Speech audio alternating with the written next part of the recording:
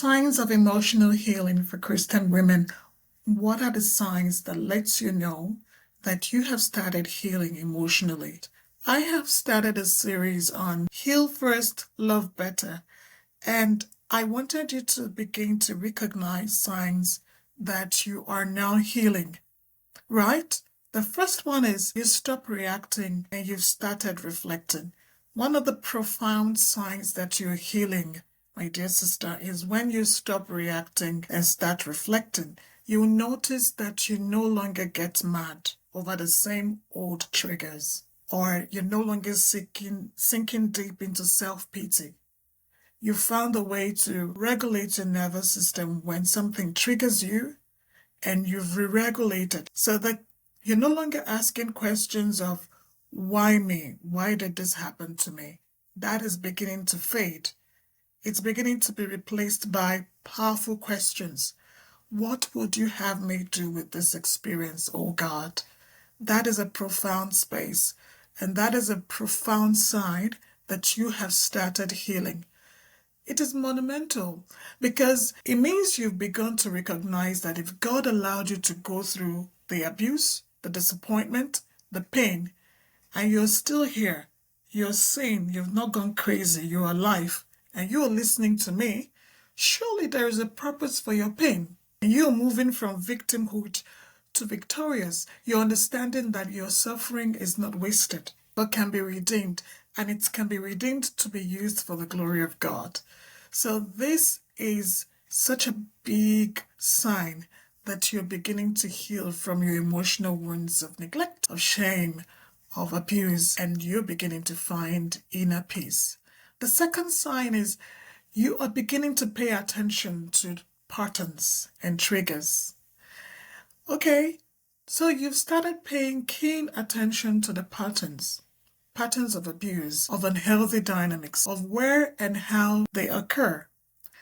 So you could probably start asking, could it be that it is when you visit certain places or when certain people have access to you, you just find that it triggers you, or you've become a keen observer of your own journey, right?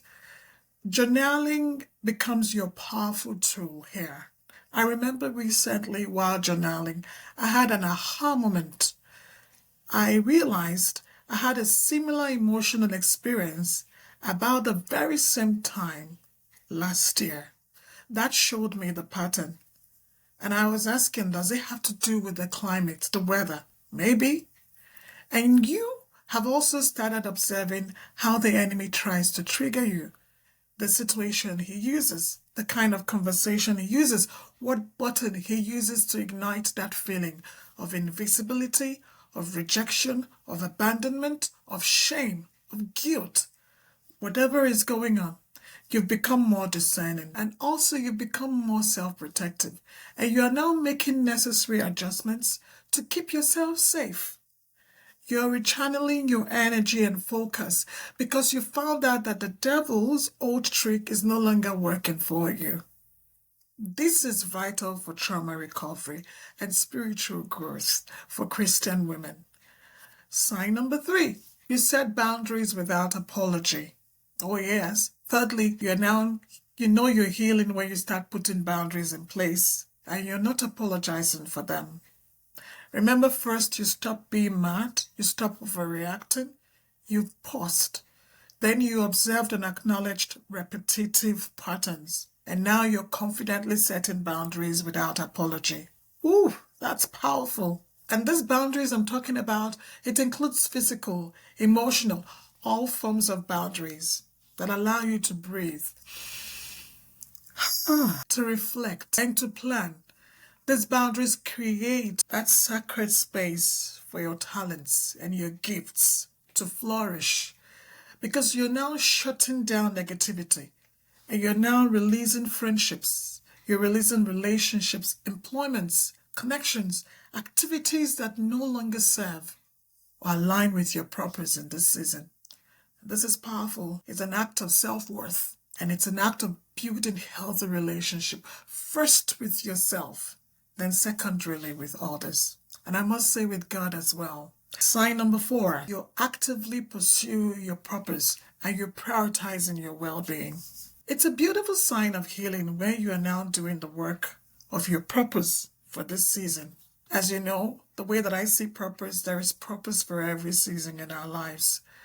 It's your responsibility to find out what purpose God requires of you in this season. So yes, you realize that you're finally starting that business. You're finally posting contents that align with your purpose and glorifies God. You're no longer careless with who you give access to your phone number, your contacts, your emails. Careful with whose post and whose podcast you're listening to or reading and what invitations you honor. You now see yourself as worthy and you carry yourself differently. There is no more drama. You've stopped arguing over the same matter that has lingered for 10 years or more. It doesn't matter whether it's a family issue or a health issue. You're now prioritizing your health. You sleep on a regular routine. You listen to music that motivates you and keeps you focused. You're finally writing that book. I'm so happy for you, sis. You're organizing that event. My darling, you are beginning to heal. This is the fruit of the emotional journey and the testament of your resilience as a Christian woman. In conclusion, as you listen to this episode, I hope you feel seen and acknowledged. That incredible work that you have put into your recovery is now coming with fruition. You are not perfect, and perfection is not the goal. You are beautiful, and you are an ongoing process. Every step, every boundary, every moment of reflection is a victory. So keep leaning into God's grace. God sees your efforts and the labor that you're making to enter into his rest. By that, the efforts I mean is not the hustling. The effort I mean is you doing your quiet time. You have a time you have designated to meet God, to pray, to read the Bible. You intentionally go to bed at a particular time because you know you want to get up and you want to have a good sleep. You're prioritizing yourself, your well-being. And God is faithful to complete the work that he has begun in you. He is a rewarder of those that diligently seek him. The journey of healing emotional wounds is so that you're prepared for the life of purpose and healthy Christ-centered relationships, marriage, businesses, partnership that God has prepared for you. If you are recognizing the signs, or if you're longing to experience the kind of freedom that I just described, don't forget I'm here to support you.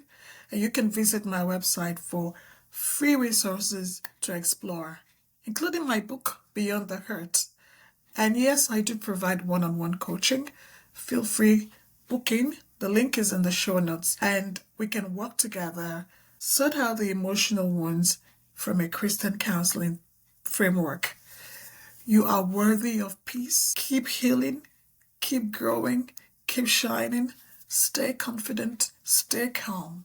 Until we see you next time.